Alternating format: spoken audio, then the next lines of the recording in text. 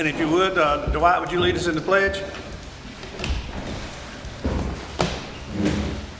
I pledge allegiance to the flag of the United States of America and to the republic for which it stands, one nation, under God, indivisible, with liberty and justice for all. Let us bow our heads. Our Father, we're truly thankful for the many blessings you brought our way. Father, we're thankful to be able to serve our community. And Father, most of all, we're thankful to be able to serve you and your word. Father, we ask you to continue to watch over us, guide us, and lead us as we make decisions for Town of Surf City. We ask you to continue to protect our soldiers and their families and bring them home safely, Father. We ask all these things in your most precious name. Amen. Amen. You may be seated. I welcome everybody to our workshop. As you can see, I don't look like Doug. We have two of our members that have other obligations and can't be here, and we're certainly with them in their endeavors.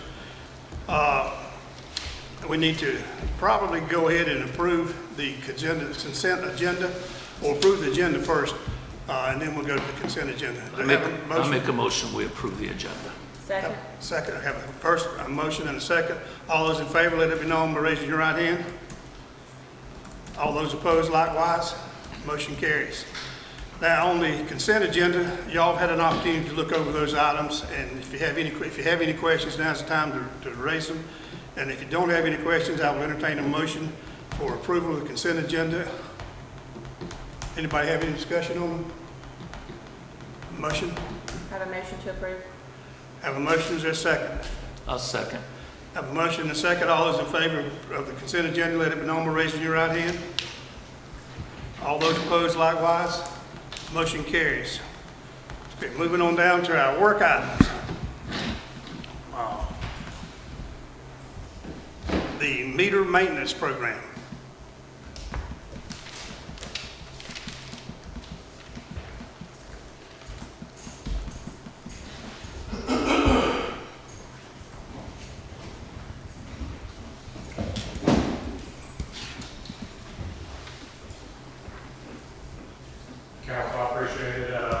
This is the contract as to the AMI, Advanced Meter Infrastructure Program. We have previously set in motion. The LGC approved our loan earlier this week, I believe Tuesday, and I believe we already have the funds or cash is in the bank to go ahead and pay for the program. This is actually the 15-year contract that maintains it, replaces all the meters and the infrastructure that goes along with it, as long as setting up the customer and employee portals for these systems. Mr. Eads did review the contract, and changes have been made that should be included. Just asking for approval on this program. Any questions? Any comments?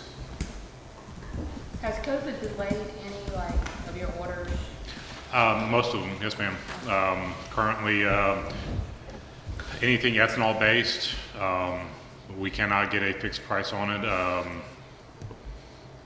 They're claiming COVID and what happened in Texas. Any kind of plastic, any kind of rubber, any kind of fiberglass is months delayed. Currently we're waiting 3 months for meters and any kind of pipe. And for budgetary reasons, we can't count on our current budget. But we're hoping to settle out before too long. Do we order those from a local company or? The meters themselves are coming out of Charlotte, I believe. But that's the deal. Who owns the meters? Clara is actually out of Brazil. Suez is an international company, but the guys we're working with, Utility Services, which got bought up by Suez, are the same guys that take care of our towers. They're out of Greensboro, I believe. Yeah, I got one question. So roughly about 3,800 meters, roughly, give or take. Is that correct? 4,400 meters. Okay, 4,400. So I don't know the meter business, so that's why I'm asking these questions. So after these are installed, new residents, new meters are put in. Are they similar to these? Or are they going to be made to be able to purchase the same type when a contractor puts them in? Can you explain that real quick? Yeah, we're gonna have two kinds of meters. The 2 inches and above will be the SM700s, and the 1 inch and 3/4 inch meter will be what they call the DIL meter. They're ultrasonic. They are read every hour, and you can read them from your phone, your app, every hour. So can we. It provides a more continual reading, so that way you can see if your water bill is high, you could be able to look back and see it happened between 10 o'clock and midnight on the 22nd. The homeowner has to have? That, per the council's request, and when I presented it, that was asked to be added. So each homeowner will have the ability to sign up for an account and look at it mobilely, their water bill for the last 96 days, every hour. Now, going forward, as part of the contract, we have the ability to switch meters, but we're trying to establish continuity. That way, you either, if you're a 2 inch above, you have one kind of meter. If you have 1 inch below, you another kind of meter, and that's it. That way, everybody has the same meter. And new construction will be directed to purchase the same. We supply the Oh, meter. you're going to supply them? Yeah, okay. Yes. All right, good, thank you. David, I've got a question. Yes, sir. Maybe I missed it, but what's the start date? How long is it expected to take to run through all and change them all out? And is there a plan starting off the island, on the island? There is a plan. Suez has been working at risk since we haven't had this contract, and we've already got our FCC license, and we've already started communication with our software companies for integration. We're looking at the next 60 days to go ahead and erect the towers, the collector units, what we call them. Those are going to go on the water towers, tank 1, 2, and 3, and we're going to erect a new tower out in Dogwood. So that'll give us full coverage of the whole town. Yeah. That's going to happen next 60 days. We're looking somewhere around August to go and start switching meters out if the supply lines hold up. And that's going to take about 45 days to switch every meter out. Total? Yes. Thank you.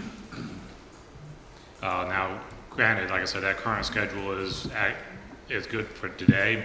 We do have supply line problems due to COVID and what happened in Texas. Yeah, I got it. Thank you. Any other questions?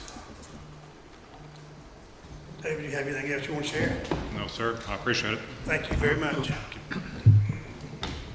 me get back to this agenda here. Okay. Are we, Mr., do you need an actual approval on this today? I think if we get Stephanie, I just need the mayor's signature. Do we need consensus or? Is it for a contract? Yes. I would need a motion if it's for a contract. All right, let's backtrack. David and with the manager's blessing is recommending that we move forward on this project. We need a motion to that effect in a second. I'll make a motion. Jeremy's made the motion. Do I have a second? I'll second. Dwight seconded. All those in favor, raise your right hand. All those opposed, likewise. Ayes have it. Motion carries, and it's passed. Thank you. Thank you.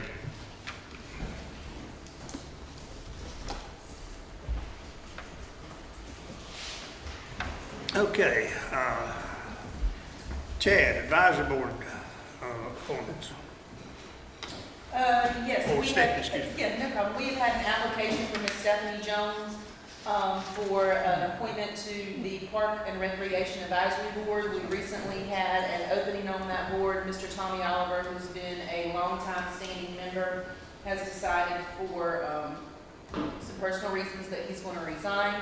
So I left one seat open, and now we have had Ms. Jones apply. So what I'm looking for is a consensus today to place her on the consent agenda for May 4th for an official appointment to the Parks and Recreation Advisory Board. Her application is attached in your packet. Yeah. Anyone have any objection? Nope. You have your consensus. Okay. The street sweeper and lease contract. Kyle, are you going to do that, or you want Ms. Huggy, Chad. Mr. Merritt is prepared to present to council this morning.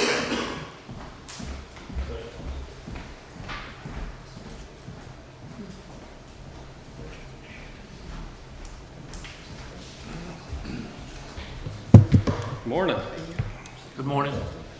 See if I can get this to come up and we can all look at the same thing.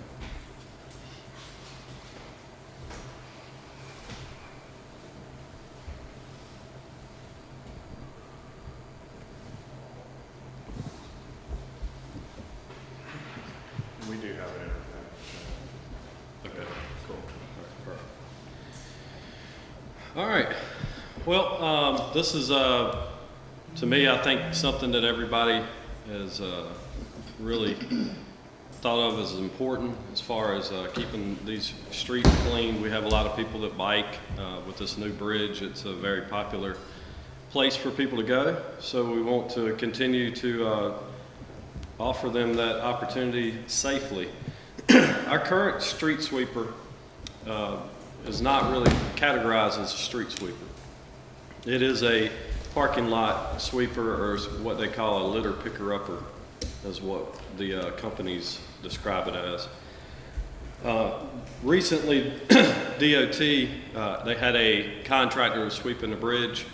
That contractor did leave and, close his company, sold off everything, and they're working currently on trying to get someone, and I think they've identified someone. But you know, there's a lot of other areas within our town that really need to have a regular sweep, and currently with what we have, it's not possible. So what I have presented to you all is, this is one that we, and I hate the mayor's not here because he was able to see this thing in action. Kyle was able to see it in action, and a lot of our staff, but I did do a demo on this piece of equipment. It's an A4 Storm. This is what's presented to you is through the North Carolina Sheriff's Association contract, which is a purchasing contract, which would allow us to proceed with this lease. This is a 5-year lease is what we're presenting with this. With this sweeper, we would be able to efficiently sweep the roads, streets, the bike lanes. That includes the North New River, that includes South Shore Drive, that includes North Shore Drive. And recently we have gotten a broom attachment which will help us with the bulk sand sweep after a storm when we have a lot of sand that goes on to North Shore and sometimes occasionally on South Shore. So what I'm asking today, one is to find out if you have any questions regarding this piece of equipment. And two, I would like to have a recommendation to move forward on this lease term, which will be a 5-year lease. And this does, as you see, has run about $40,718 per year on this lease. Any questions? I just, when you say lease, I just want to make sure in my terms, lease means you're going to own it at the end of the 5 years, correct? Yes. So maybe in the future we use a different term, because it's really what we're doing is we're purchasing, we're just making payments on it, right? Because lease means I don't get nothing at the end. Correct. Okay, so we're Well, purchasing this, correct? And keep in mind, lease, what that does too is major maintenance issues Okay. and things are covered in there. Now, we have to do basic maintenance on it, but if you purchase it, then we're responsible for anything that goes wrong with it. It does have warranty, but the warranty doesn't go for 5 years. So that's one benefit for doing Is the the lease. lease more expensive than the purchase? So lease, in this context, we're not buying it. We will. So after 5 years, we will own the equipment. And at that time, we could enter into another agreement for a new piece of equipment. But it would be my expectation that this is maintained over 5 years and that we continue to utilize this piece. But yes, it would be spread over 5 years. The purchase price of that would be a little higher as if we were just paying directly out of pocket for it. So if you look at your own vehicle, is the way I look at this. I don't go and buy a truck right off the bat. I'm going to pay over 5 years to own that vehicle, but it will be in those installments every year at $41,000. Yeah, it just threw me off because the term lease, when it comes to a vehicle, that means you're not Yeah, you're owning turning- it at the you're end. turning it in, Yeah. That's not this case. No, I agree with that. Yeah, 'Cause this so is gonna- they give you the option at the end. It's basically a dollar buyout is what they call it. You can purchase it or you can turn it back in. They will do another lease for you. So You're this is not what I'm saying, obligated. this is not a purchase, this is the lease. Yeah, with- but we would still own it at 5 years. By paying more after that? No. What Chad was saying is at the end of the 5 years, it's a dollar purchase, so then we just maintain the ownership. Okay. Yeah. Yeah, All right. it is confusing. It's one of those things where it's just like when you lease a vehicle, at the end, they give you the option to finance and pay for the, whatever it's valued at that time. That's what I'm saying. Is that what we're doing here? It's not like that. It is at the end, again, a dollar buyout. We've chosen that. There is a program that you can enter into with a lease for that, but that's not beneficial for us to enter into that and basically throwing money away. Yeah, so at 50,000 minus what you're hoping to get back, which is 12,000 from the state, right? That's correct. At 5 years, that puts, because there's no guarantee of that, right? Oh, the state has indicated that they would entertain that contract with the town. Okay. And it would be 41 minus the 12, not 50 minus the I 12. thought, well, then I read 50,000 for 5 years. 40,718. Okay. Oh, yeah, it is 40. You're right.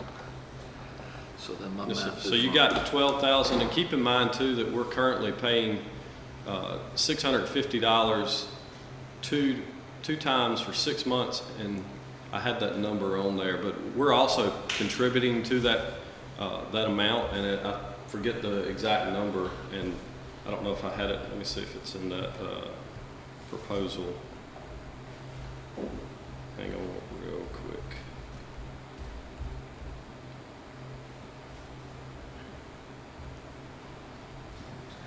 Oops. I don't think you had that in there, Chad. Did I not put it in there? I apologize for that. It's okay. I'm super excited about this because our bridge always looks like crap a week after they do something. You know what I'm saying? From the debris is what I'm saying. Then Well, you guys have to go back out and clean it up again. Absolutely. This is a great option. And it puts us in control of how frequent we want to. Yeah, you could do it twice a week if you wanted to, right?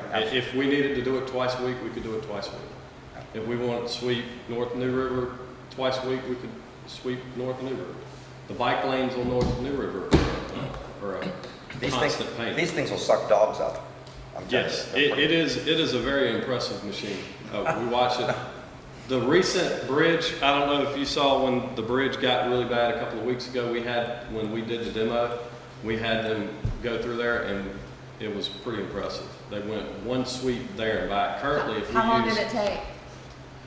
it didn't take any time because I went to lunch when they were doing it, and probably within 30 minutes he had sent a thing and said, "All right, it's done. Let me know what you think." And Didn't the other one we have to put a chain on it and drag it up the hill? the what? The other one, the other street sweeper, we have to drag it up the hill. It's been rough. That thing, the maintenance cost on it is really adding up at this point. So I would like to put that on gov deals and be rid of it. What were you gonna say, Stephanie?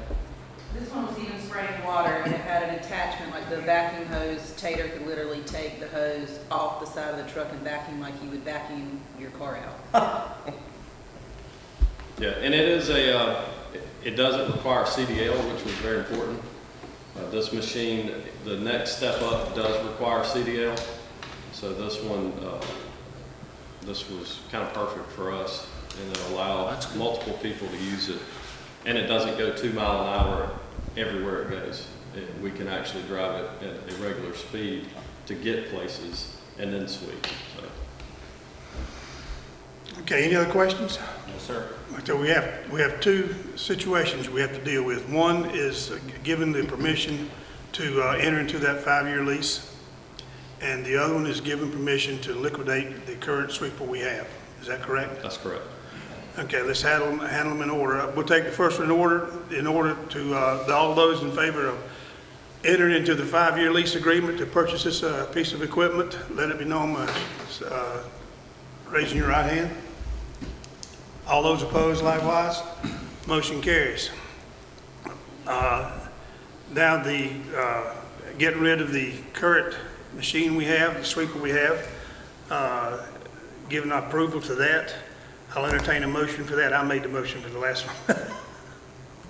Anyone want to make that motion? I'll make the motion. Teresa made the motion. Is there a second? Dwight seconds it. All those in favor, let it be known by raising your right hand.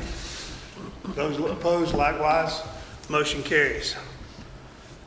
Okay, that takes care of those two items. Anything else, Chad?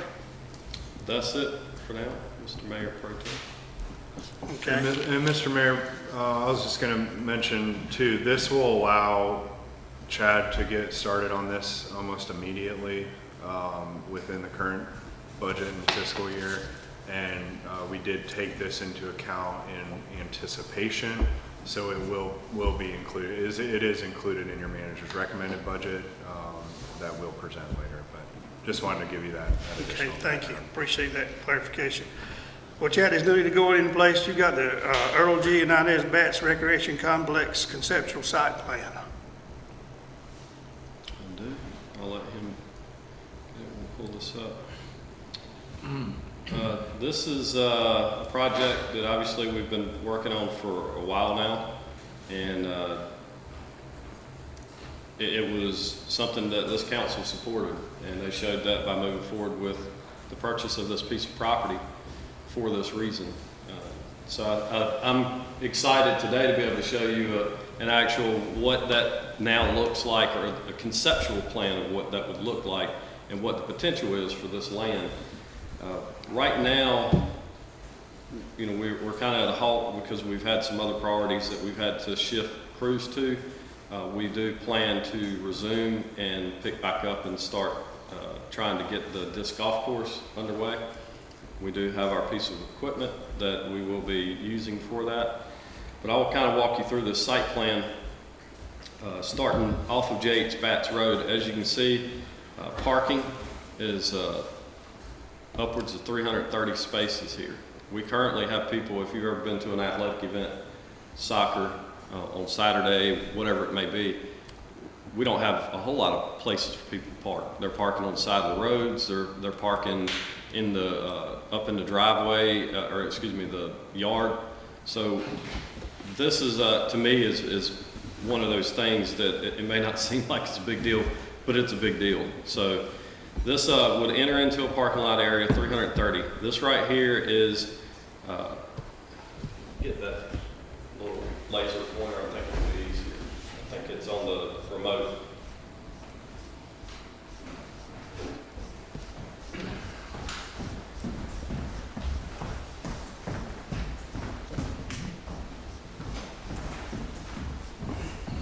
Just, I don't know if you can see the mouse. So this here is this is the sand volleyball court. This is included in our current, or the part of grant that's going in. This would be the only one that we have. We don't currently have that. That was something that was identified within our original comprehensive master plan. We do have lighted tennis courts that we included in here. We currently do not have lighted tennis courts. Our tennis courts are usable during the daytime. And this was something that was also identified as importance to the community. So we have included that as well. Through the center, as you see that what I call it looks like a turtle, this is the inclusive playground. We currently do not have a playground that is 100% inclusive. That means that a child with a disability, a physical disability, is not able to use our playgrounds that we have. And that was done because it did not, where we currently have playgrounds, did not allow us to put what's called core in place to be able to allow a wheelchair access easily. So we have this, there's going to be some unique features to this. I've lined that, and I can definitely show you at least the preliminary design. It's really impressive. One of the other things is that you will see through this whole plan is these are all trails here. They go all around the facility. There will be a trail that will come down this side as well and tie into this sidewalk. The sidewalk comes across and connects the current facility, which is here with the community center, the current athletic fields. And then you have another trail that goes across, and I'll show you the lower parcel here in a second that has a trail that goes all the way down the middle of it. So this reaches what the needs of the community. Number one was trails and sidewalks and pedestrian paths. So this plan meets that. It meets that recommendation. This ties into a current trail that we have now. This will also, in the upper parcel,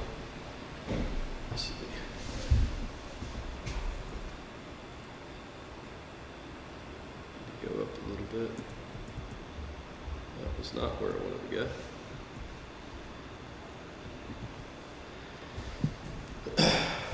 So you see here, trails come up.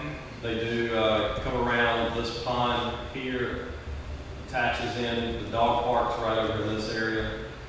This is the current pond that we have, which we're working with North Carolina Wildlife. We're going to have a dock that comes out right through here. I'm hoping that will be next year. This is your trail that comes across the backside. They did incorporate like a shade structure. This is going to be a public fishing area for this pond. This is our lighted baseball / softball, Little League. If you see on there, you'll see there's different links. If we needed to put temporary fencing to hold a Little League game, then we could do that. If we wanted to have a youth softball game, then we could do that. If we wanted to have an adult softball or baseball game, then we could do that as well. We also have incorporated lighted multi-use fields is what I call them, but this is set up to show you the soccer field, and then we have another one that's set up like that now. Currently, we're about 450 to 500 kids in soccer, and we're turning them away. It's hard for us to get practices in. Stephanie probably acknowledged that as she's coaching, but this would allow us more space for practices, more spaces for games. It would allow us to expand our athletic programs. And this also, as you see, kind of ties in. It does have some pedestrian paths that go back over to this. It was very important to keep everything connected. Connectivity was important. I didn't want any kind of dead ends. This does open up opportunity if we wanted to have a cross-country meet or the high school wanted to utilize this, then we could potentially offer that to them. And that was one of my other goals, was to make this where it can be more utilized throughout the community. This is the one that's always interesting. This was number 2 on all of the public output. If I didn't put it on there, then I felt like we're not doing what I'm supposed to do. The community has over 1,300 responses, and this was number 2. And I'll talk about the survey in a second. So this is in here. My thoughts on this is, I think it's down the road. It's something that it shows a placeholder for it, but it is something that the board and this community and we really have to consider, because I was asked the question why we didn't pursue that since it was there. That's our operating budget would go up tremendously for this. The cost for this is in multi-million dollars. It's very difficult to get this within the grants that we applied for, so we would have to look at other funding opportunities. So it is in here, and I thought it was important to kind of explain why this thing is shown up. But a public pool, currently Pender County has no public pools. And swim lessons was one of the top programs that was requested within those surveys as well. So it is in here. So it's something that we definitely need to think about down the road on what we want to do regarding that. One thing that I did like is we kept this as open space to the shelter from the playground. The center portion of this is, to me, very friendly as far as a parent, because if I wanted to be at the shelter, the kids at the playground, they could be participating in soccer game or whatever it is that they're doing there. But then if you wanted to play tennis as a parent, then you're adjacent to the inclusive playground. So then we move down to the bottom portion, our southern parcel, which is going to be kept natural. This was one of those important things that I did also see within the survey, was keep it natural, keep it natural. This is keeping it natural. We're doing very low impact items. We do have to have a parking lot area. These parking lot areas will not be paved. They will be gravel lots to keep it pervious so that we can help with stormwater and things like that. But this is the trail that I talked about that goes down the center. This would allow someone to, if they did want to play disc golf and just walk the trail or ride the trail, they could enter this here, go around. There is a what's going to be a shelter / restroom facility here. This would take you down. You can go all the way down to the parcel. Let me get to, I think this might be a better rendering.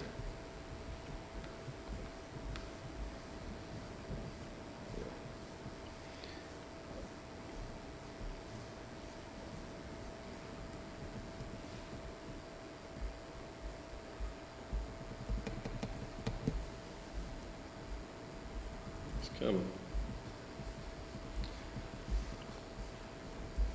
So that trail continues down and dumps us off into a parking area down where Driftwood, Little Kinston, and help me out, what's the, not Conk, it's Spot Lane. Yeah, so Spot Lane comes across here, so that gives you an access point. What the benefit was of that is 1 through 9 is down the left-hand side of this parcel, and then 10 picks up and comes here. So if there was a soccer event that was happening up at the north parcel and it was just chaotic, it's tons of people, you could come down here if you just want to play disc golf and pick up and play 10 through 18, 1 through 9, and end right here in this parking lot. Or you could go up to the upper parking lot area and play 1 through 9 and 10 through 18 traditionally. But this was, I felt it was important for us to have some kind of access point at that area, and it does help. There's a lot of, you've got the campground that's down to the south of it, and you've got a lot of houses and subdivisions throughout that will be utilizing this park. So that's kind of a overview, I guess. Before, or if we move on any further, does anybody have any questions on the layout of this or any feedback? So you said you're starting with the disc golf, right? Disc golf is something that we actually can go ahead and move on. We are still awaiting, I feel like I say this every time I talk to you all, we are awaiting the LWCF grant. It has, to my knowledge, been submitted for the funding, and we're just waiting for them to release the funding. And that will cover everything except the pool? That will cover 500,000 of it. That will match a grant that we will also be awaiting for, which will not be until late summer, early fall, which is the part of grant, which is Parks Recreation Trust Fund grant. That is 500,000. That's $1 million worth of funding through grants that we're eligible for, and obviously there are grants and nothing's guaranteed until we sign a piece of paper that says we accept the terms. So with that amount said, do you have a kind of a plan of what we're going to be able to accomplish with that? Yes, sir. So the first phase would include this lower parking area. Yeah. It would include this sand volleyball court. This would be blank space for right now. It would include this inclusive playground, this shelter, and this skate park. So everything, really, if you took this sidewalk or walking path here and drew a line there, and there, it's everything below except for this lighted tennis court. The lighted tennis court is something I'm going to have to work and see if I can get some funding through USTA, other opportunities that you can get funding through them. It could potentially be a LWCF grant for 2022. They've got to close out their current one before I can get into that one. So that will include that. Everything to the north would be in a phase 2 or phase 3, and that's what we would have to determine what the order of that is and what we want to pursue next. And we'll continue to keep the community involved through surveys. I know people feel like they get surveyed to death, but that's how we determine which direction to go. Okay. Thank Let you. let me chime in here and kind of put some things back in context. This is a conceptual plan, and which means it's not in concrete. It can change according to our needs and wishes and interests in the community. What we have to do, what we are doing is, if we approve this conceptual agreement, this allows Chad to move forward with finding grants, finding other ways of funding things to hold our expenses down. And what goes in these is going to depend on, or what goes into each phase will depend on the interest from our citizens and what the town can afford along with the funding they get at that time. So it doesn't mean that one thing is more important than the other, but we'll try to go with the interest of the community first, and then we have to look at our finances and our grants and come up with what's the best fit for the best bang for the buck for the parks and recreation and for our community. And that's basically where we're at and where we're moving into. And this is just to keep the council abreast of what's happening.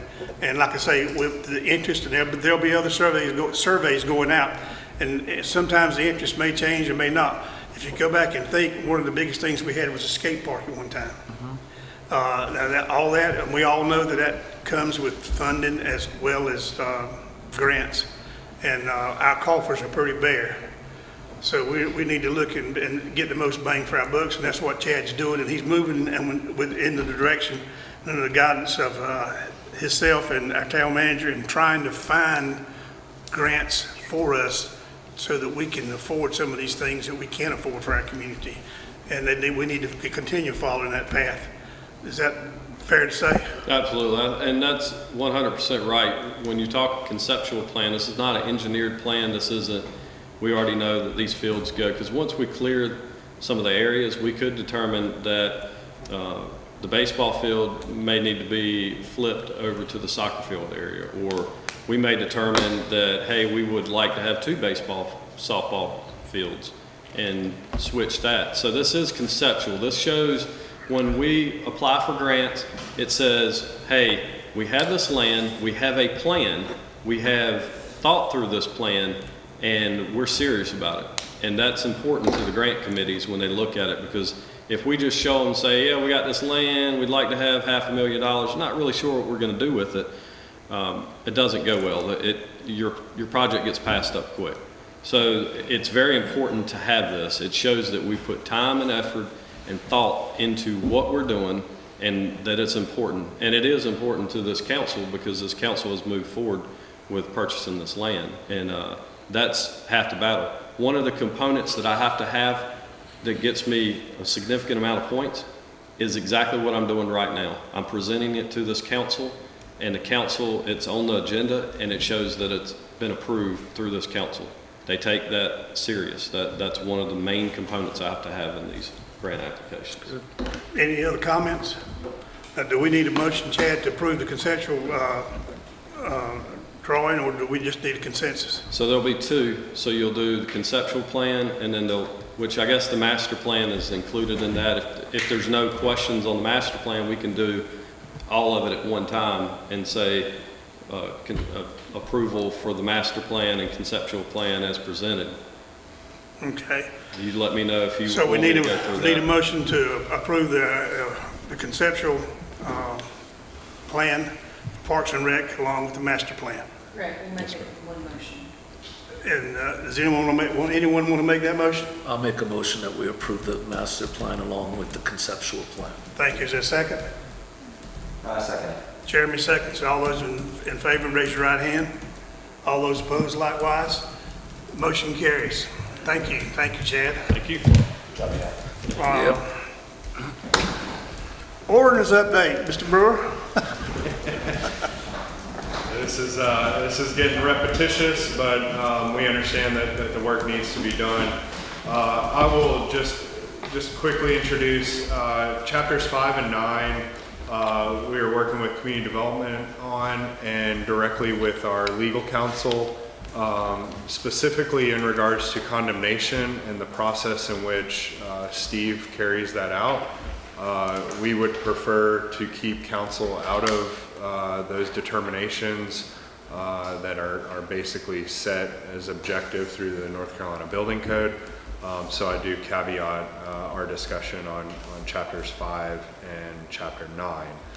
So as the Ordinance Review Committee has continued to meet to address each section of this ordinance, you'll see that there are comments throughout the document to effectuate any sort of change that might need to happen, bringing the ordinances up to speed with other statutes, and they might have been antiquated through the years and just not necessary. So staff has done that, and again, I commend the representatives from each department to show up to these meetings here at the Welcome Center to go through these. They're not overly exciting, however, as I mentioned before, it does need to happen. So the chapter 5 really goes in, a bulk majority of this chapter adopts the building code. But then it talks about the telecommunication facilities, which is a huge portion of this. We would anticipate carrying this over to the ordinance update for the land use code that Amy will be working on after the comprehensive plan gets adopted. However, we'll keep that in here until that happens. Moving on to Chapter 9, again, as I mentioned, the biggest thing in here is the process standards in which the building inspector will carry out condemnation notices and working with property owners. It does talk about minimum housing code and minimum housing standards for the town.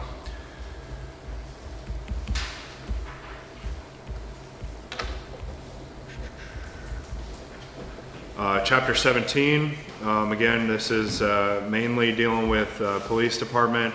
As you'll know, we talked about this several months ago with skateboarding and made changes to 17. There wasn't a whole lot of other subtractions or additions to that. We also had other standards for parades that we talked about prior to last summer. So all those changes were already in there. 17-103 is the parking standards, in which have continuously been updated over the last couple of months, effectuating the paid parking program and making sure we can implement that.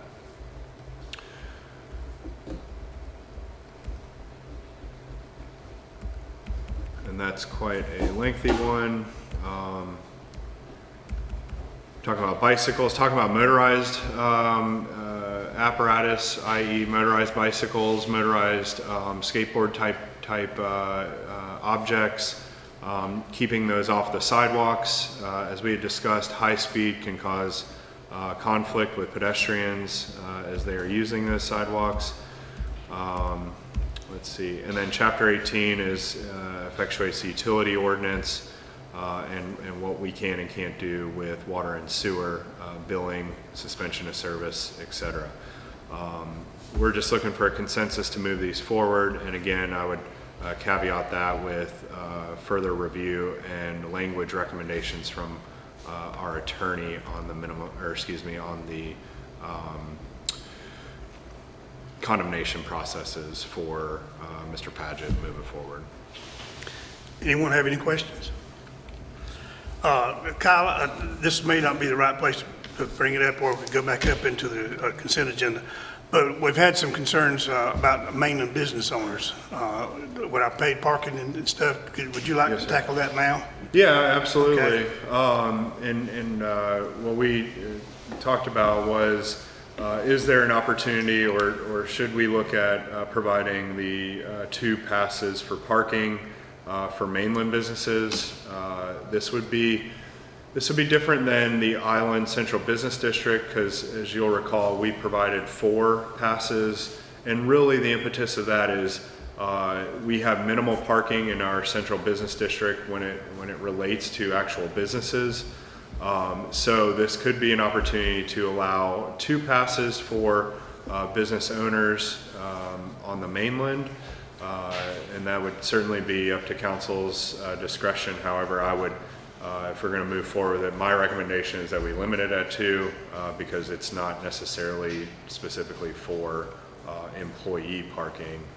It would just be something that we would offer to our residents, and it would be in a consistent manner or fashion. So thank you, Mr. Mayor Pro Tem, for bringing that up.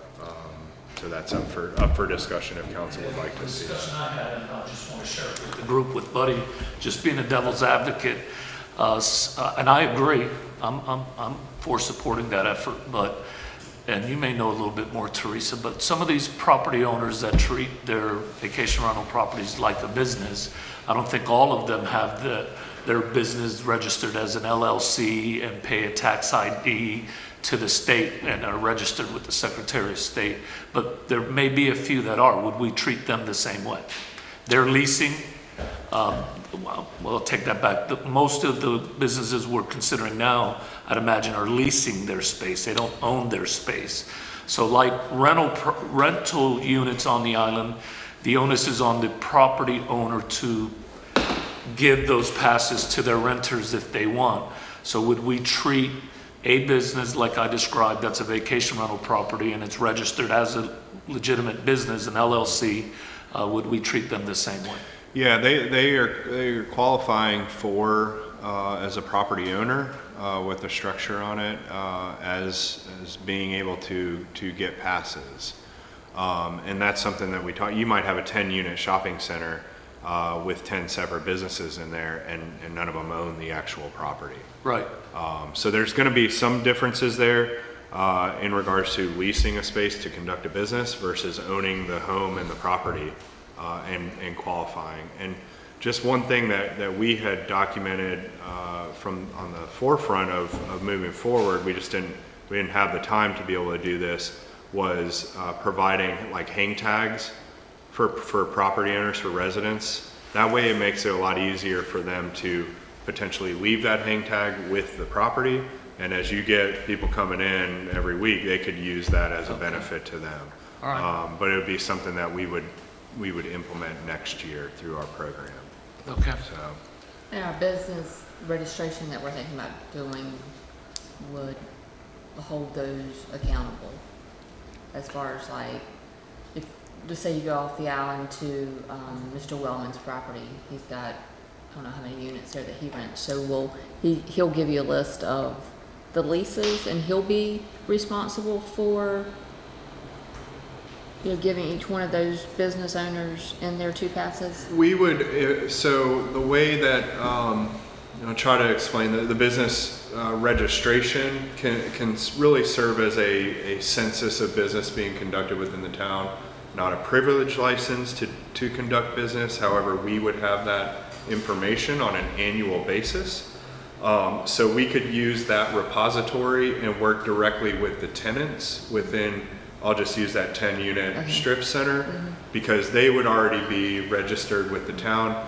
That would make our process way easier, because if we allow the business parking permits for the 2, they're going to have to prove through a lease agreement with the property owner or manager, whoever it is, to be able to qualify for this. So there will be some paperwork that they're going to have to do, but in the future, if council implements a business registration program, we'll be able to use that database to back check everything. So. Let me make a comment here. We as a council have basically designed the ordinance and put the guts and the fines and penalties in our paid parking policies. And I think it would behoove us as a group to put that responsibility on our town manager and his decision-making in following our directions according to the ordinances we have established, because I have faith that he will make the correct decision in doing things, and he'll be able to treat apples as apples and oranges with oranges. And that leaves us out of the mix, and it gives quick response to our citizens and our businesses dealing with the paid parking issue. So as a way of helping with this and moving forward with this, because we're still going to have some hiccups come along and we still have to deal with them, but it'll be much easier and much more expedient to have one person dealing with that than it would be to have us on a monthly basis trying to deal with it. And I would like to see us designate our town manager to make the decisions that may come up on these parking situations and then inform us of what has changed. I'll probably have to work with Mr. Eads on some of the language. I would suspect there may be some sort of resolution that can effectuate that authority because a lot of it is enforced through ordinance. If you're a property owner, et cetera, there's written policy on hurricane reentry, and if we could emulate the ordinance into policy, then that's probably the path that we would take, but I'll confirm with the attorney if that's council's desire. That way the decisions being made are still based on written policy that would be maintained through my office. So. Okay. Any other discussion? Just one thing, Jeremy? I do like 100% these 2 passes for off business. It's for people that are going to do catering, right? I mean, it's not as, if you got Camino Real, Shuck and Shack, Surf City Barbecue, you have businesses out there that will want to do catering. Shug and Rub, I think that's a good process. But I think like I said, I agree with Councilman Fowler, you need to sort that out because I don't want it to get out of hand. Sure. And that's where it can get out of hand really rapid. Yeah, and we work with the parking office every day on crazy, unique questions that come up, and decisions have to be made. We have to make those decisions, and we do make those decisions. So it would be consistent, but again, we'll work on some sort of, I don't want to say umbrella, but overarching authority within reason, because again, I don't want to have to make crazy decisions that come up, and as long as I have guidance through that policy. I want to make sure that on the record, we're one of these few cities that are giving parking passes to people. You are? Everybody else charges for everything. Nobody, I like that we're taking care of the business, the citizens, those things, but there has to be a stop point eventually. But I like Mr. Torres says, I agree that we definitely have to do that for sure. Yeah, and we'll continue to track, the revenues of the goals that we've set out for ourselves, and that's where I will be the one that is going to tell you, we need to reel this back in. But again, as we all know, being in year 1 of this, there's so many unknowns, and until we get the true revenue figures through a full season, it's going to be difficult to really look at that. So as you know, I'll keep you updated as to what those look like, and we have a budget prepared based on the initial projections from that were addressed in the contract with our parking company, and that's what we built for next year. So we absolutely anticipate meeting those numbers, but again, a budget's going to be a guess as to what that is, especially in year 1 in pay parking. So. Well, I think I agree with what you're saying, but I think we're basically on the same page. One of us may be on the top of the page, and one of us may be on the bottom of the page, but we're on the same page. With that being said, I feel more comfortable because I trust your judgment. You do make good judgments, and you stay within the ordinance and stuff. And there's going to be some things that come up, little hiccups, that you can decide on and make that decision based on the ordinance we've got and based on what we've put out there, and in the council as you know it, that we don't have to do. And then certain things that do come up that you feel like needs to be amended or addressed in ordinance, you bring that to the council. But I think it would be more expedient and more efficient if we had one head of the snake rather than 7 heads of the snake, and let one person do that. And I would feel comfortable with you making those decisions, dealing with the parking, and do it. I know you'll do a great job, and if something comes up that we need to look at and address, as you said, you would make us aware of that, and then we would do what we need to do as a council. I still feel that that's the way we need to go. Yeah, and I'll do what I can to make sure that we can move forward in a legal realm to absolutely do that. Well, I'll entertain a motion that we follow that pattern with legal advice you'll get with you being in charge and making decisions going forth with the parking. Yeah, and I think it would probably just a consensus to move forward with it. I will effectuate the ordinance to reflect the business owner and clean that up for your May meeting. But then once that, hopefully I can get other information to be consistent with council's policy direction on this, so that we're all on the same page on that May meeting. Any other discussion? All those agree with the consensus, raise your right hand. All those opposed likewise. It has it. The consensus is passed. Thank you, Kyle. Thank you. Purchasing policy and discussion. I guess you, is that Dave? You. This was requested from, I think Councilwoman Batts or Councilman Shugarts. So we'll entertain the discussion and see where we want to go from here. Okay. So I think in the last couple months, I have mentioned several times just being able to, as a council, review purchase orders, maybe on a monthly basis, just a list, just to hold accountability from our side.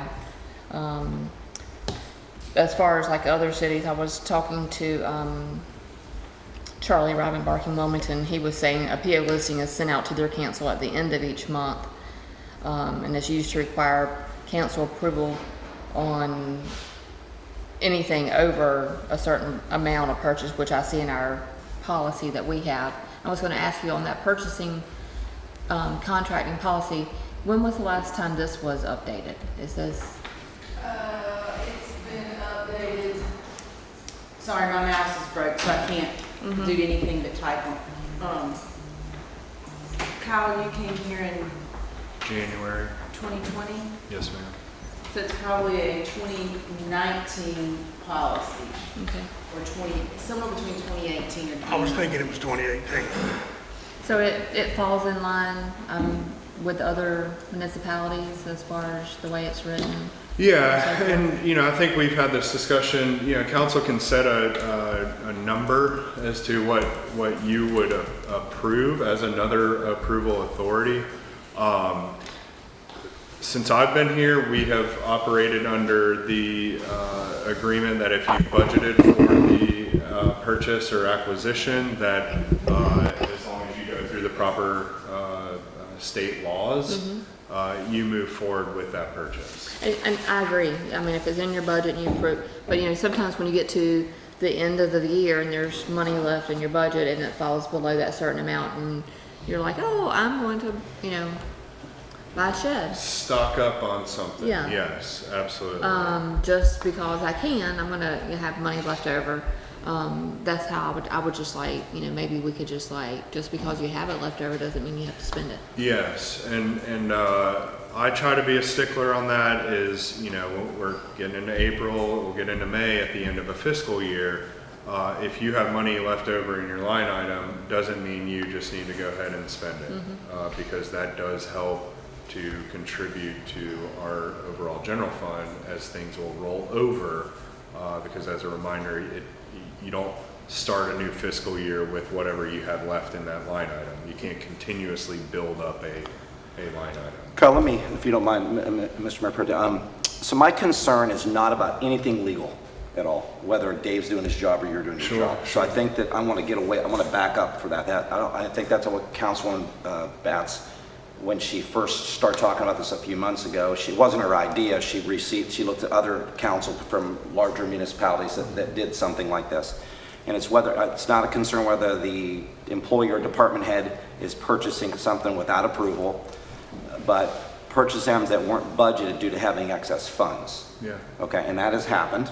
And so even though the manager is the check and balance, and David to the department heads, and you're obviously accountable to us, but the council, our taxpayers, are our check and balance. So I don't think it is. I don't think it complicates. It makes things. How simple is it for David to print something off? We take a look at it, just a look, and if there's a question that Councilman Fowler has, because his insight is completely valuable. He can see something that I don't see sometimes. And if he says, why is, and I'm not picking on Chief Wilson at all, just why are we building a shed? I never saw that in the budget, because he sees things different than me. I think that that's important for us to know since that wasn't in the budget, even though you may have said it was okay to do, why are we doing that process? And so those are little things that I think it's important because we're accountable for those actions. Because believe it or not, people do ask us about those things. So that's, I think, why Councilman Batts is bringing this up. And I don't think it's a bad thing. I don't think it has nothing to do with your credibility or nothing to do with your legality or nothing to do whether you're doing a good job or none of that. I think it's removed in the fact of another set of eyes sometimes picks up. We may never pick up anything, which would be a blessing. But I just want to do what's right, for sure. 100%. Oh, absolutely. You know, so I think that's what this is about. So it's not, I mean, I was going through all this, and this is all right. I mean, everything's good. However, we're in a unique time in our life, in our country, our city, everything, and that's why I think that this is a good thing to do, not a bad thing. Yeah.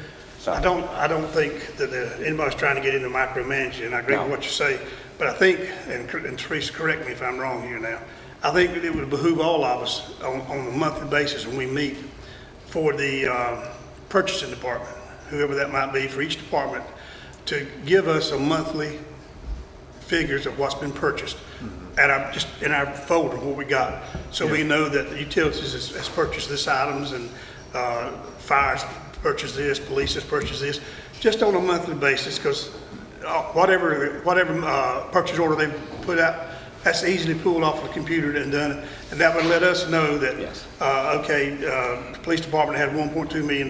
They've currently spent $700,000, and we're in May. Sure. So, but that just gives us as a council an eye shot of where we stand in that department as well as in this town. Is that basically what you're saying, Teresa? absolutely. Yes, sir. Okay, and that would be good. Just for the minutes, over a certain threshold, like dollar amount, like anything over. I would just recommend that anything that generates a purchase order, which is is $500. That's pretty small in purchasing. Anything that generates a purchase order, we can easily create a report on a monthly basis. That's what we. That shows you what that is. Right. Councilman Fowler, do you remember one of the things is like, Shanahan, he's buying 3 police cars. Well, if I would have read it, that was already approved. Yeah. So what we want to do is create it where I don't have to, I see he's purchased those. That was already approved. I don't have to ask any questions on it. That's a lot of data to sift through. I would ask that if we're going to go down that road, and I'd like it, can somehow you sort out what was not budgeted for, so it's easy and let me explain real quick the purchase order process. Yeah. If I'm going to buy something for $501, before I make that acquisition, I have to submit a request for that purchase order. And what that request is showing is that I'm going to buy a box of pens for $501. That goes to the finance department. Finance department is looking specifically in that account to make sure you have that money budgeted. Okay. Because they will not approve a purchase order without that money being in that account. So that prevents any overspending. Okay. Essentially. Good. Now, the things that we have to track internally is purchases that don't go through that process. Somebody takes a credit card and goes and buys $1,200 worth of whatever that is without the purchase order, then we have to go back and make sure that that's in line, because at the end of the fiscal year, when we have that audit, they're going to look at purchases versus purchase orders and make sure that we're falling in line with state law. And which we know you already catch it before it gets to us. Yeah, absolutely. Okay. But sometimes, emergencies come up. I've dealt with it on multiple occasions. It might be the middle of the night and our utilities has to go buy something to do a job. And that is totally acceptable. That's what we do to get the job done. So there will be some things like that, but Kyle, this is not micromanaging. No, I don't. I think it's an accountability thing, and as you had mentioned, you get the questions about it. If we see a shiny new anything in town, and somebody says, "Oh, that's really nice. I wonder why they did that." Then you have it. Yeah, that could be very well say. It happens a lot. That's a new car. Look at those $3,000 rims they put on it. Yeah. What? Absolutely. So yeah, we can generate that report. it'll probably be a pretty lengthy report. Even in a small town, there's a lot of purchasing that goes on amongst all the departments, but we can create a folder in your council docs and you can take a Well, look then at it takes the monkey off your back, because all we're doing is we're just reviewing it, and that's our responsibility to review it, not yours to tell us about it. Well, yeah, I mean, we share the responsibilities, and we'll continue to share those. So can everybody agree on, or get a consensus on Kyle moving forward with generating that report on a monthly basis by department on their purchase orders? And we'll try to have it in your first meeting of the month. That way you can look at the prior month. There might be instances, I think we have a really early June meeting, I think June 1 or something like that. So it might be a couple days. And on that report, is it possible, I know it's possible, how much trouble would it be to put the purchase order and what's left and what was budgeted for? But I'll look to Dave as the MCSJ wizard. We would have to just generate what I'm thinking is what we did in budget workshops prior is show a percentage of what a budget start and what the actual is throughout that fiscal year. That'll work. Where we're looking for, if we're in month 6 of the year, we're looking for numbers around that 50%. Right. Unless there's a July 1 acquisition, say we budget $40,000 for a police vehicle, obviously that's probably going to be at 100%, to start with, and remain at 100%. So. Okay, can I get a consensus on that? All those that raise your right hand. All those opposed likewise. Ayes have it. So thank you for that consensus. Okay, that takes us purchase manager's recommended budget. You get to stay up there again. Thank you, Mr. Mayor Pro-Tem and Council. It's first and foremost my honor and privilege to be able to work with department heads, work with council, work with finance staff to get a budget prepared for you for the upcoming fiscal year. As we talked about last year, we wanted to have this presented earlier within the year, and I think that we have done that.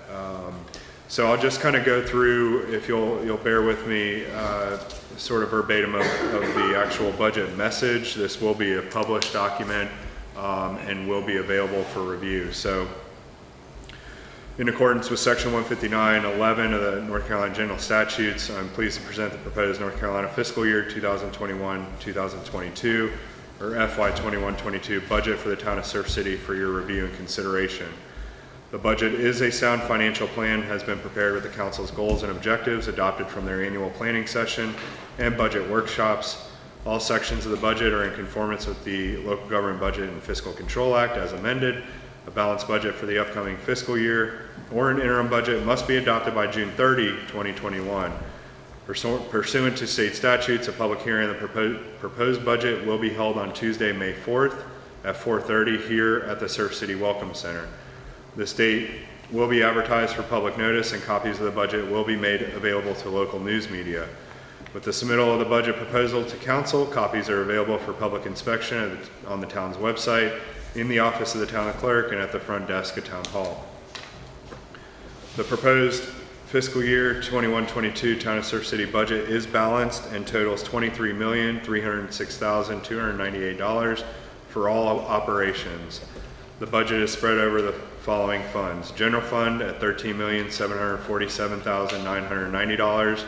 Accommodation tax fund, $1,298,122. Water and sewer fund, $5,848,969. And the beach nourishment fund, $411,217. The town's capital improvement budget is being included for consideration, and that full CIP will be part of the budget ordinance and adoption process.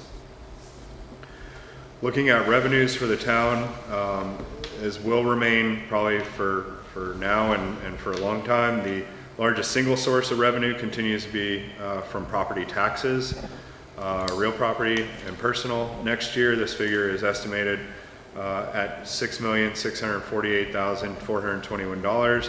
and amounts to some 48.4% of the general fund revenues anticipated for fiscal year 21-22. At the time this proposed budget was being prepared and based on numbers provided by Pender and Onslow County Tax Departments, the town is using a tax-based figure of $1,560,084,862.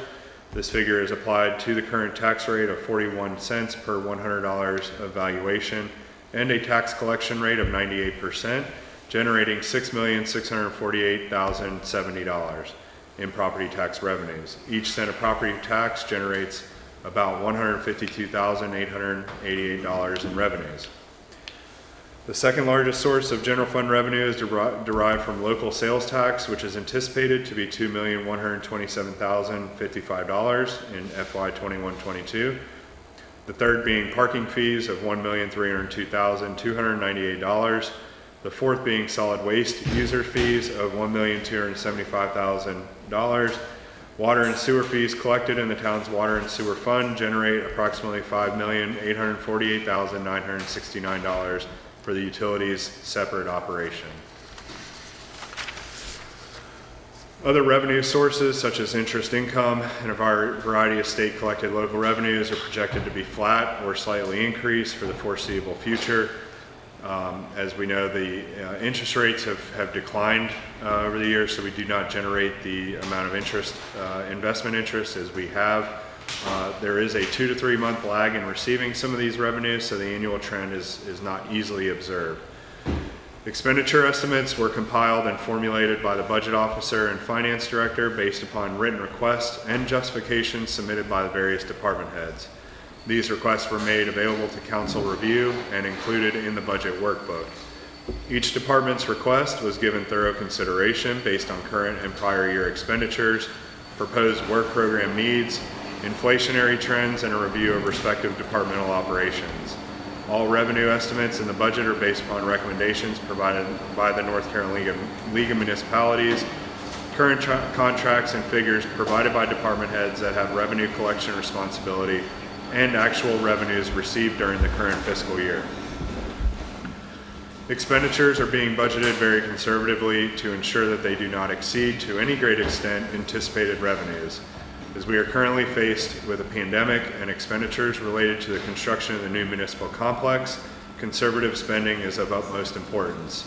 The potential disposal of assets in the form of the police department and surrounding land may present opportunities during the fiscal year to address the additional requests. However, that is to be determined and should not be anticipated on a fiscal perspective. So essentially what I'm recommending is that until we have cash in the bank on that liquidation of property and department, we can't anticipate revenue coming in, or we can't foresee that. I think it would be irresponsible to bank on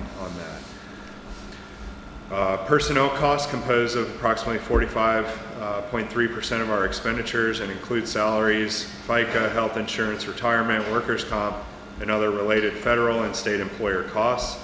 Workers' compensation, property and liability, and flood insurance rate are estimated to decrease by 3%.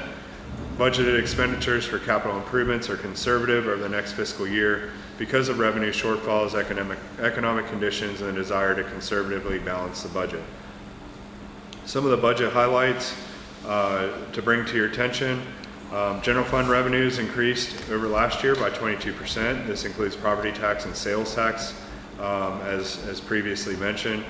There's no recommended increase in solid waste user fees proposed, and no property tax increase is proposed. Personnel, employees of the town serve as the #1 asset of the organization. The total workforce is projected for 96 full-time employees, 5 permanent part-time, 20 seasonal, and 18 part-time fire personnel. These figures include the addition of 4 new full-time positions spread out through the general fund and enterprise fund. These positions include a communications coordinator, a fields and grounds director, a police officer, entry level to make up for the school resource officer, and a collections and distribution maintenance technician to provide for additional personnel for utilities. Based upon usage and age gender trends, the insurance premium rates with Blue Cross and Blue Shield are estimated to renew with a 6% increase. Again, we do not know this specific number. Our cost this current year is $636.29 per employee per month, may rise to $676.85. Again, as mentioned, we don't know that until August, so we have to budget for that, and we have with a slight increase presented.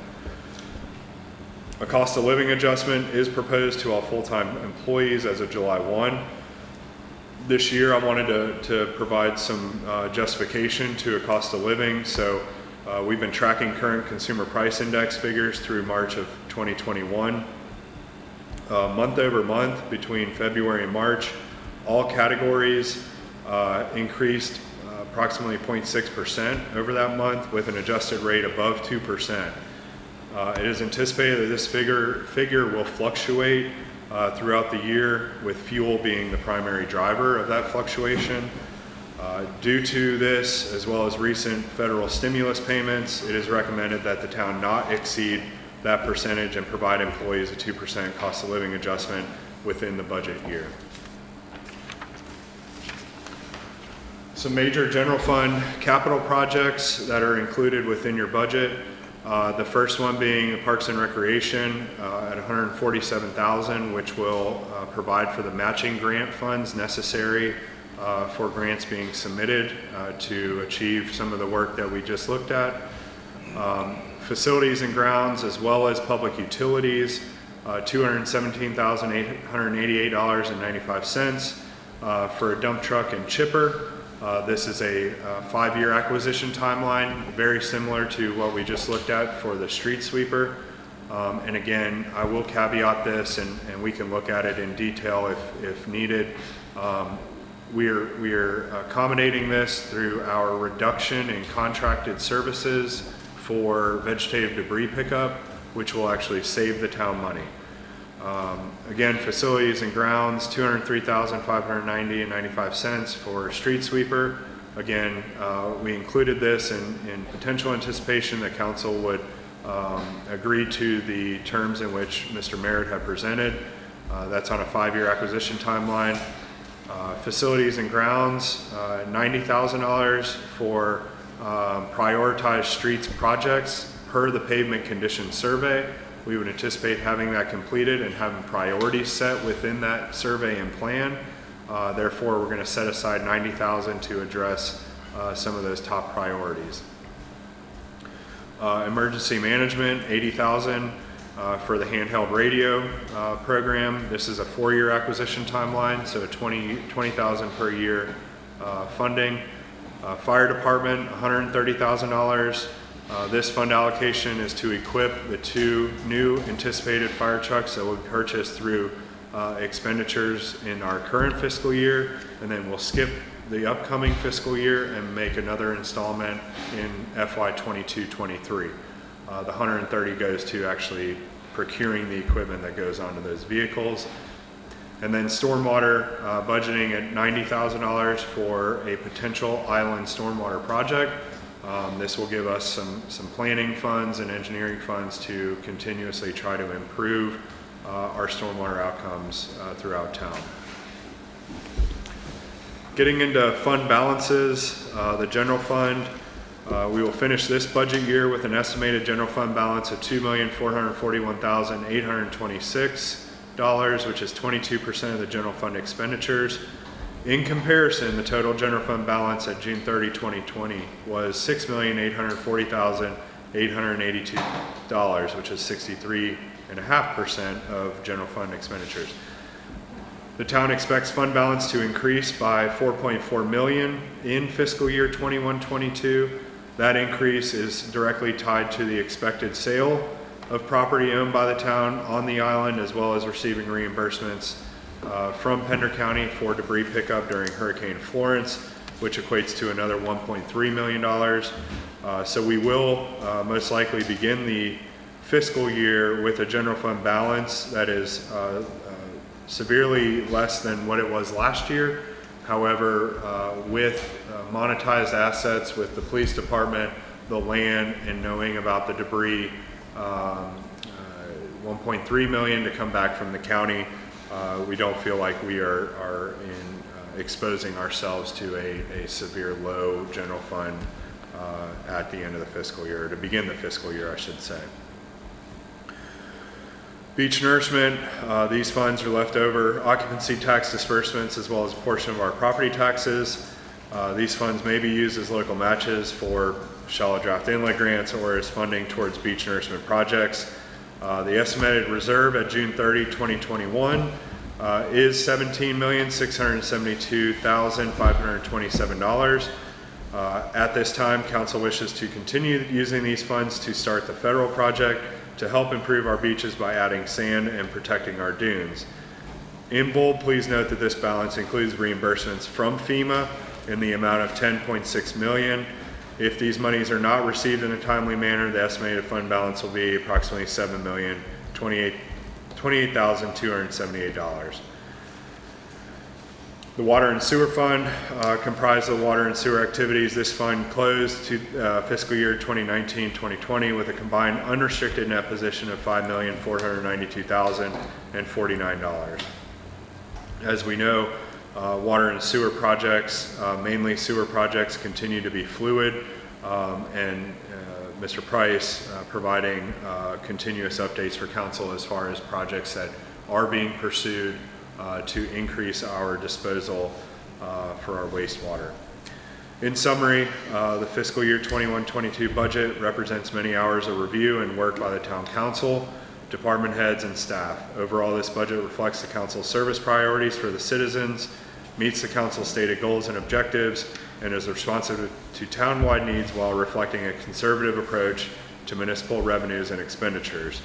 Through the presented budget, it shows a reflection of the good stewards that you are of the town's resources. On behalf of the administrative and finance staff, department heads, and employees, I'm pleased to present this proposed budget of the town of Surf City for the next fiscal year to the mayor and town council for their consideration, review, and eventual adoption. So that's the budget message for this upcoming year. Again, I think the overarching theme with this is we will remain conservative. I think you'll see that consistent, not this year, not next year, but every year.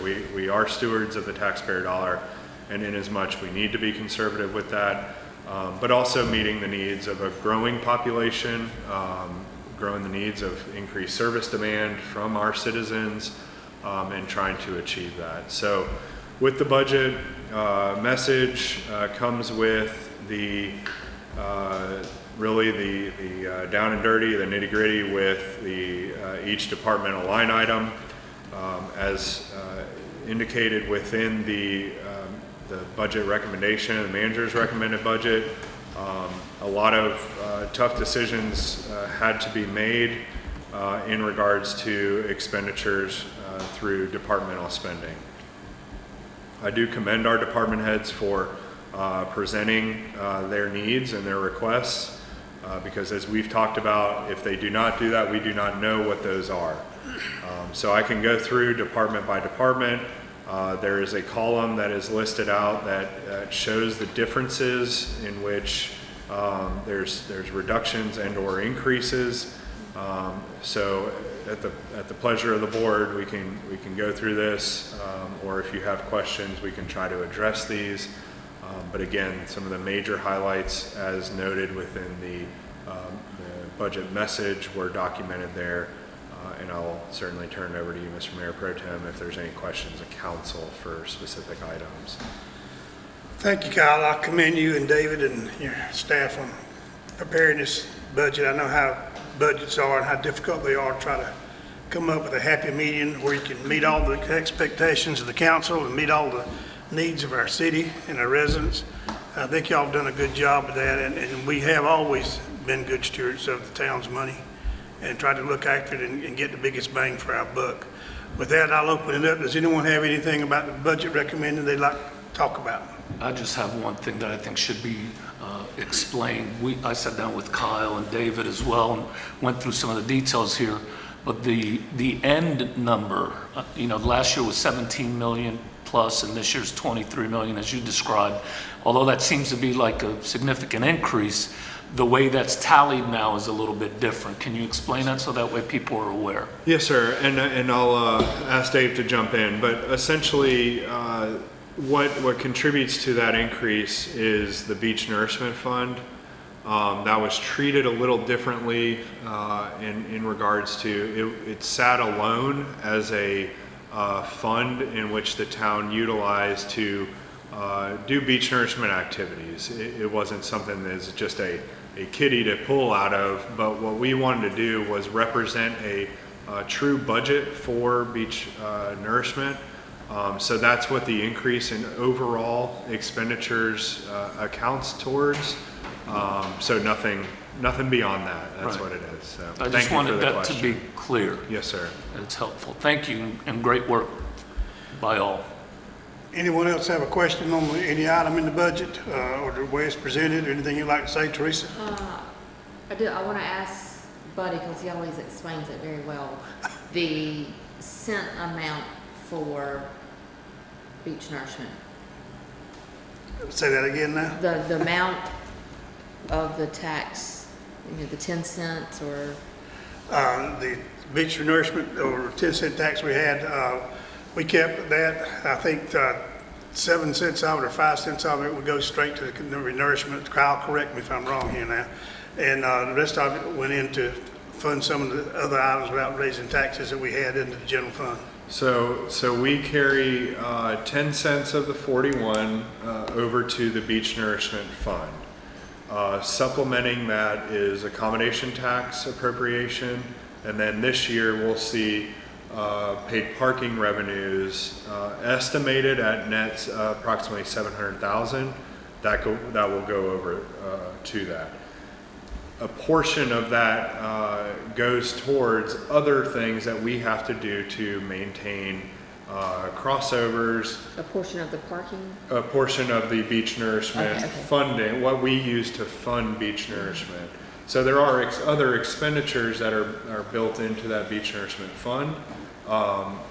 Not every penny goes into sand, but also the additional items that are necessary for the town to maintain the beach strand, essentially. And Dave, if you want to add anything to that, please do. But Basically, like Kyle was just saying, we have 10 cents of ad valorem taxes, which is around 1.56 million, coming over to the beach renourishment fund, and basically utilized as a combination of maybe crossovers and whatnot, but also to be dedicated to the upcoming project that we're going to have happen in the very near future.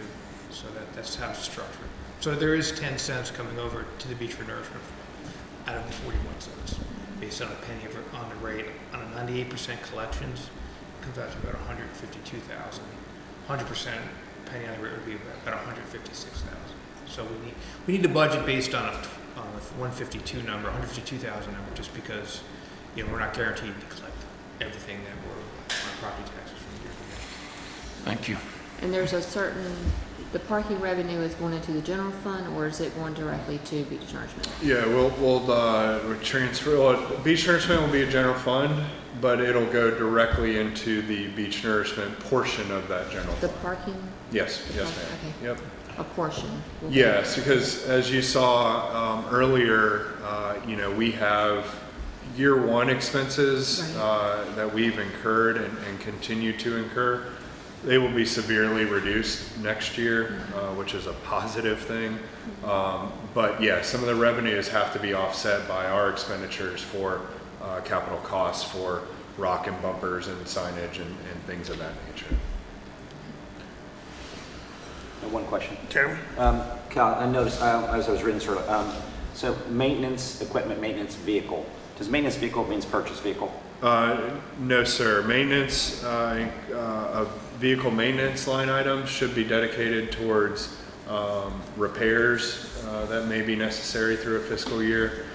If you give me a row number, I can easily jump to Yeah, it. just go to 249. 249. 248, 249. Under fire.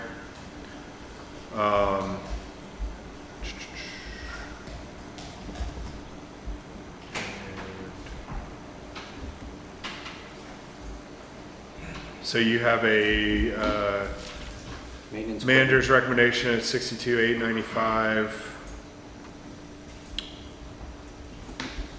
I have the.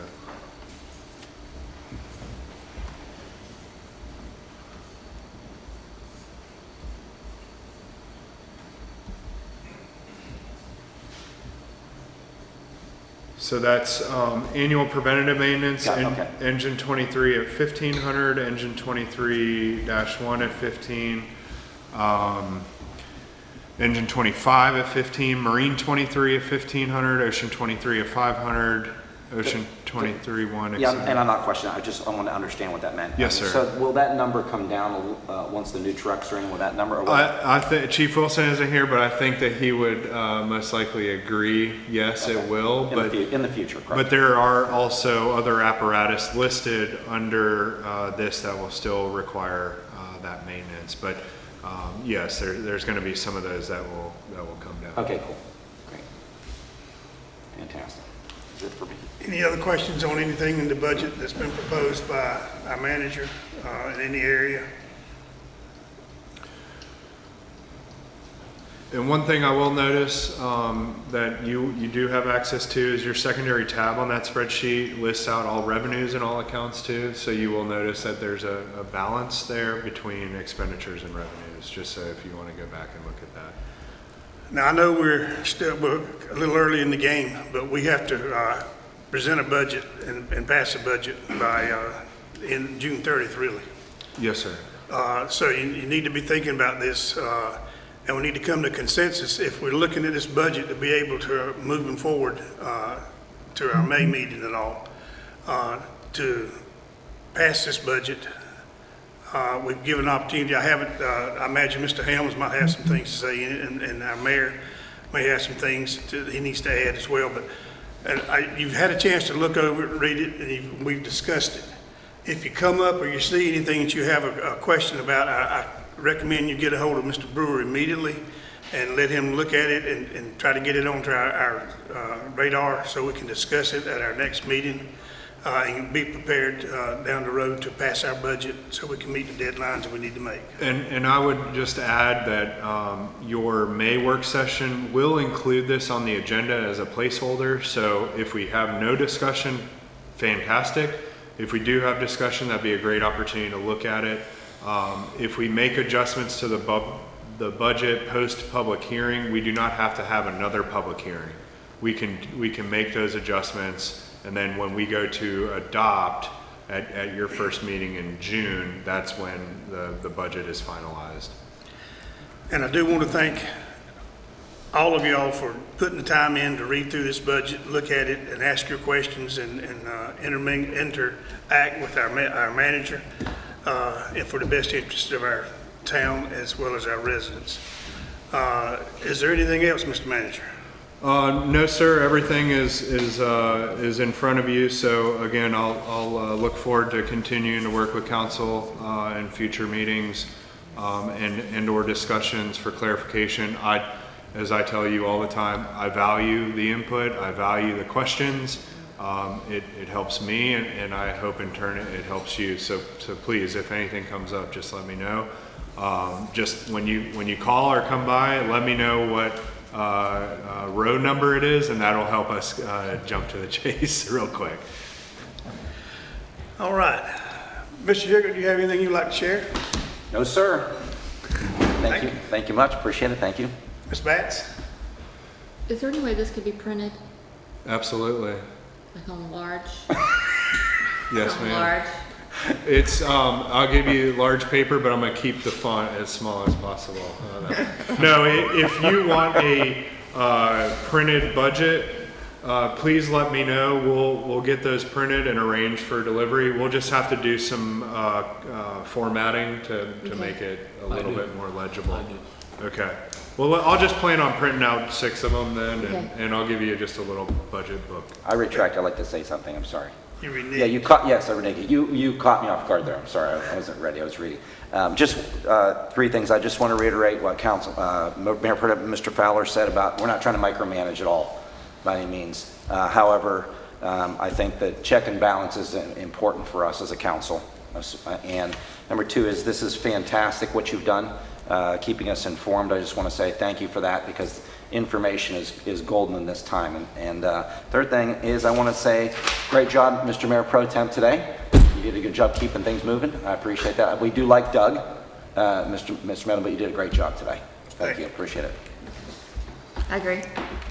Awesome job. And thank you, Dave, and Kyle, and all the department heads for putting the time into this budget. Yeah. Mr. Torres. I concur. They came back to work the next day after we had to sit them down for their cuts. Again, as mentioned in that report, all the department heads are fantastic to work with, and I do commend their efforts, because it's really their efforts that put this together. So. Does anyone else in here have something they'd like to share? Dave, you or Stephanie? I do, Mr. Mayor Pro Tem. I had sent out an email a couple of days ago in regards to a current Senate bill and accompanying House bill. This is under the auspice of Senate Bill 349 and House Bill 401, which has to do with local zoning authority and the General Assembly's attempt to remove local authority from zoning, which is always traditionally a local decision. The state relies on you to make the decisions for rezonings and how our town should be developed. This Senate bill and House bill aim to redact a lot of that local authority in the form of allowing certain development types essentially anywhere. So what they're trying to do is say this is housing options, but what you could potentially see is having inconsistent development patterns in established areas, inconsistent development patterns in areas that we have planned for certain development types. And also on top of that, I think it makes it very difficult for our utilities department to predict potential allocations and capacities if they do not have some sort of understanding of what that future capacity need might be. There's a big difference between a single family home and a townhouse that goes in on the same piece of land. So if council would like to see a resolution potentially opposing this, I can carry that forward in May, but this is starting to build up some traction. I'm hearing it from multiple areas. It's reached our TISBC chairman on that level, certainly something within the planning and managers realm that has come up, because it's going to make it kind of difficult for the town. So I can prepare that resolution and bring that forward for your consideration at the next meeting if you feel strongly about this. If not, then we will leave it alone and we will see where it goes. But something. Thank you for pointing that out. I meant to bring that up. It is an erosion of the ability for us to manage our growth in a fair and equitable way, because it's what he just alluded to. You can have a go-kart business come up and put it right there side of your house, and we, being a municipality, have nothing to say about it. State up in Raleigh, they're up there, they don't understand some of it, so they're going to approve it. It takes our approval process and takes some of our tools out of our tool chest again, and we need to keep all of our tools we can in our tool chest to be able to use them. So I would like to see us as a council, because I'm pretty sure that Mr. Helms and I can't speak for them, but they would feel the same way. I would like to see us go on record as opposing this and have a resolution stating as such. And if you all agree with that, I'd like this as a consensus, give Mr. Kyle that green light to prepare that resolution, to have it for us at the May meeting. I can agree more. I think the government closest to the people probably know a little absolutely better of what is in our interest. 100%. Ronald Reagan says it best, the local government is the most purest form of government. As soon as it gets to the state, it loses its purity for us. So I agree. So all that consensus, raise your right hand. Those opposed likewise. Mr. Manager, make that resolution possible. Okay, and I'll continue to work with the Council of Governments on that and just keep you informed of what actions are occurring in our surrounding communities. I know Curie Beach has already passed a resolution to this extent, and I would anticipate seeing a lot more resolutions in the upcoming weeks. Anyone else got anything? Chief? No, I think it's, All right. everything stays flexible. Well, again, I appreciate your time. I appreciate your diligence in looking over this information. I appreciate you taking the time to look through it methodically and apply your expertise into certain items and the line items. And our budget is a big thing. Everybody can't be happy with it, and everybody has things they want, things they need. It's kind of like a child at home. They want this, but what are their actual needs, and you have to prepare for the needs and hope you can get the wants somewhere down the line. And I think you've done a great job of that. I thank you for your time. I thank you for your efforts. And I will entertain a motion for adjournment. I make a motion, we adjourn. Is there a second? I have a motion and a second. All those in favor, let me know by raising your right hand. We are adjourned. Good job. And that doesn't mean you get this.